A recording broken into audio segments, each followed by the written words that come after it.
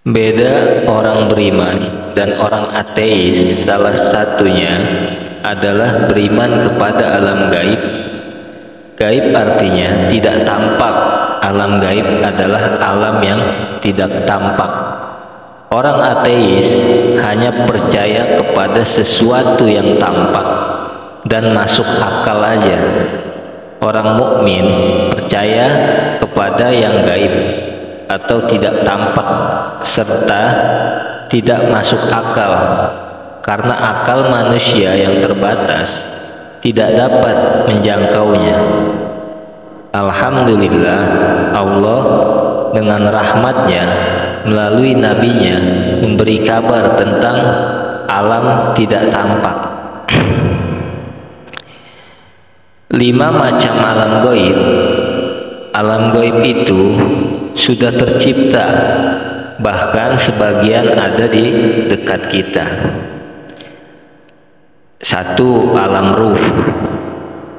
Sebelum memasuki alam kandungan, manusia berada di alam ruh tanpa jasad.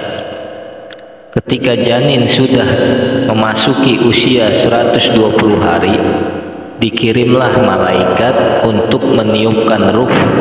Sebelum ditiup ke janin, Allah mengambil perjanjian dengan roh tersebut. Isi perjanjiannya dijelaskan dalam Al-Quran, surat Al-A'raf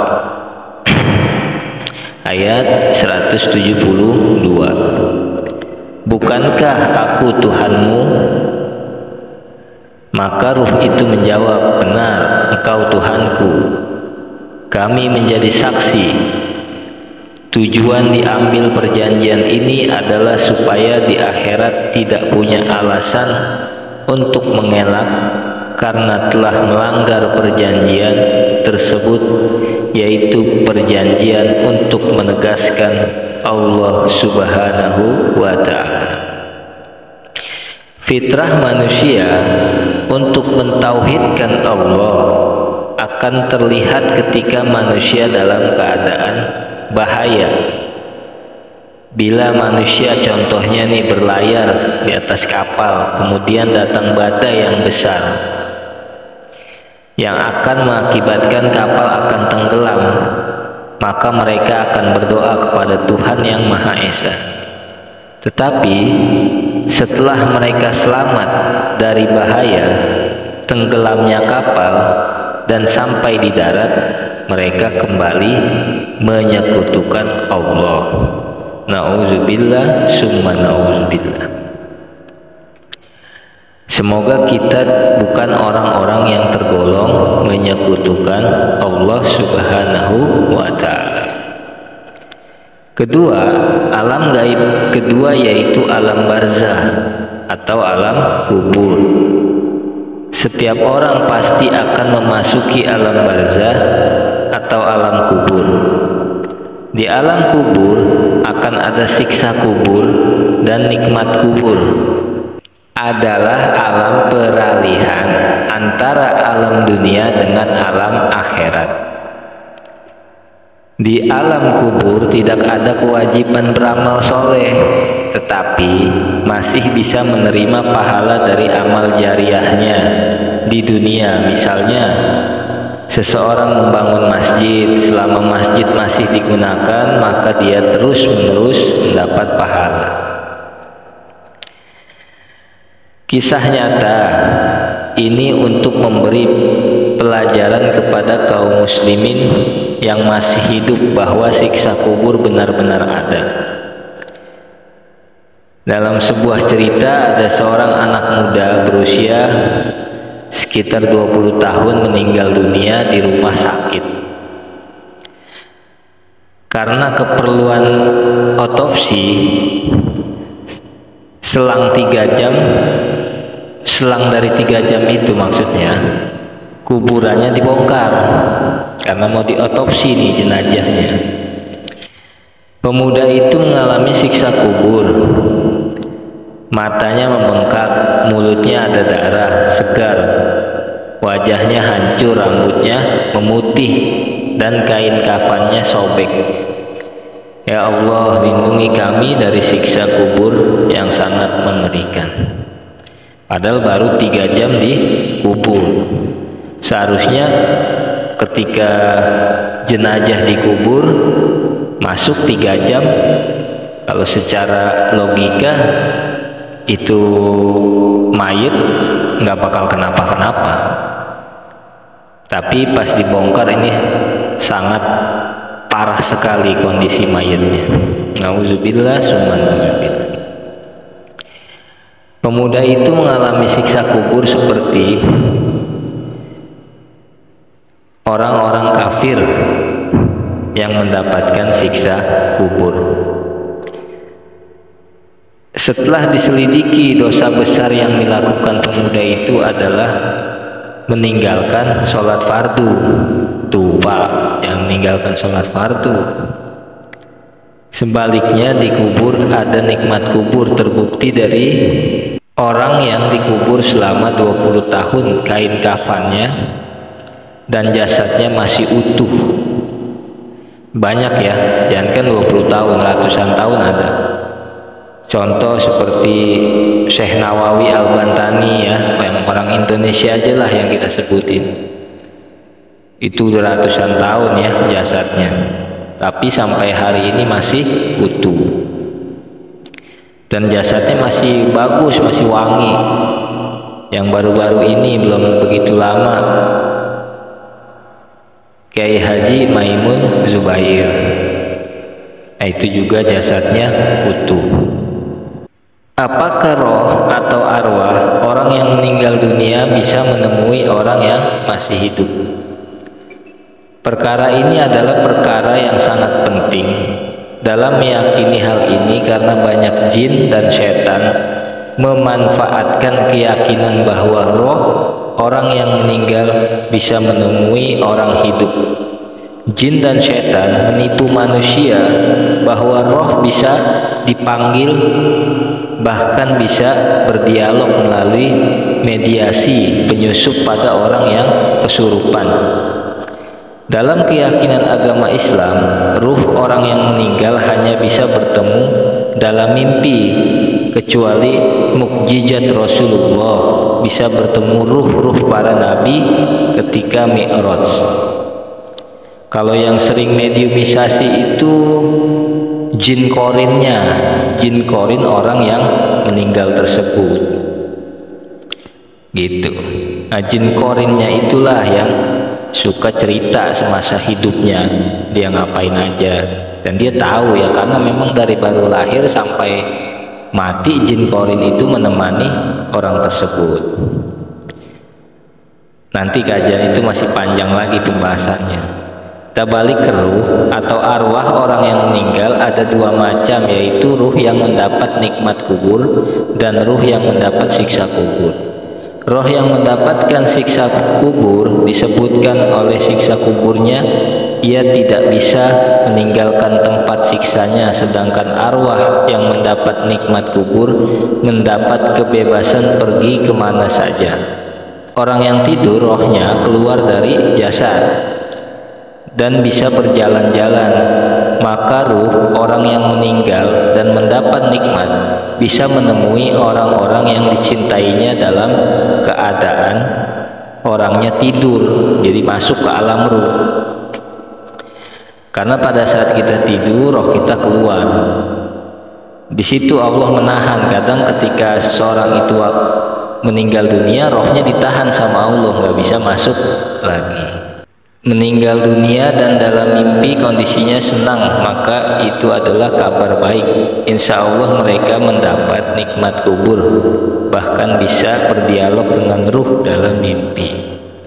Allah memegang jiwa orang ketika matinya dan memegang jiwa orang yang belum mati di waktu tidurnya, maka ia tahanlah jiwa orang yang telah ia tetapkan kematiannya, dan dia melepaskan jiwa yang lain sampai waktu yang ditentukan. Sesungguhnya pada yang demikian itu terdapat tanda-tanda kekuasaan Allah bagi kaum yang mau berpikir.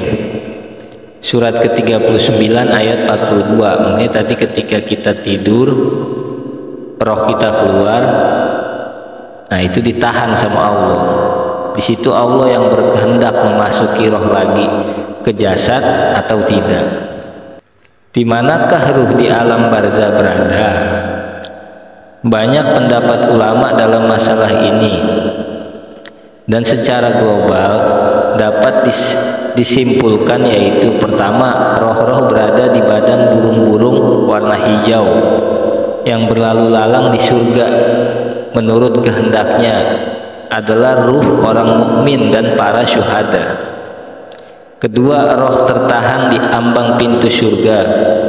Ketiga, roh yang tertahan di kuburnya seperti hadis tentang orang yang mencuri mantel kemudian dia mati syahid di peperangan.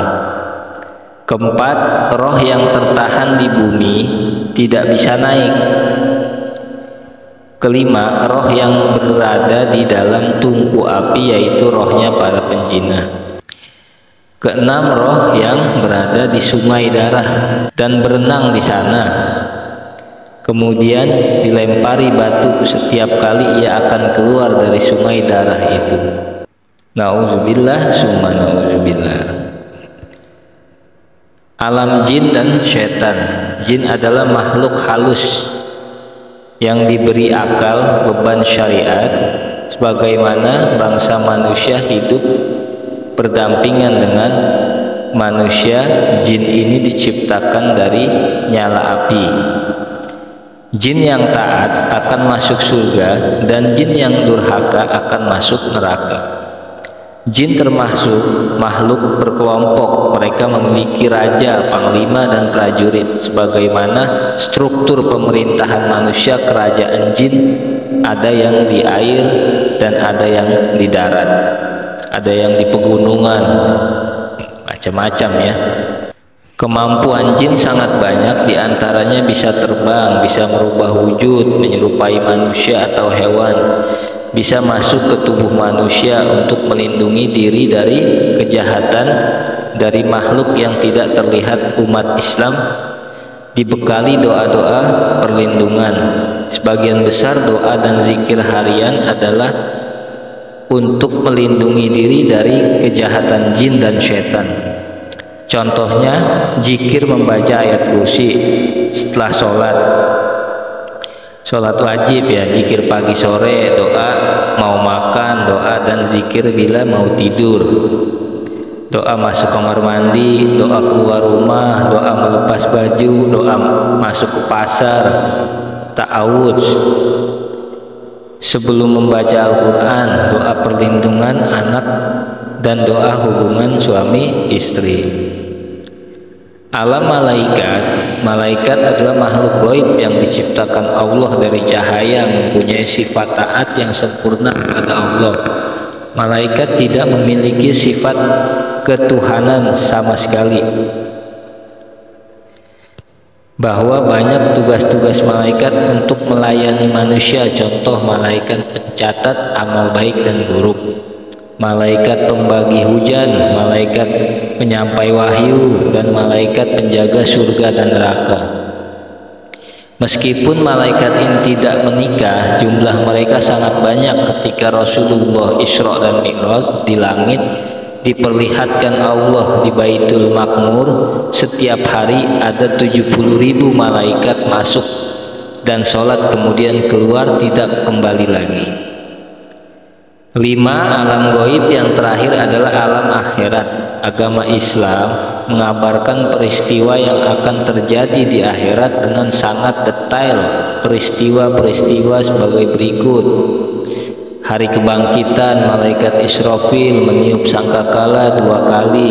Tiupan pertama menyebabkan matinya semua makhluk yang bernyawa dan hancurnya alam semesta selama 40 hari atau 40 tahun. Tidak ada penjelasan yang detail ya masalah ini. Ditiup sangkakala yang kedua kalinya. Saat tiupan kedua, semua manusia sejak Nabi Adam sampai hari kiamat dibangkitkan dengan jasadnya kembali Banyak orang yang mengedepankan akal, tidak percaya kepada yaumil ba'ats.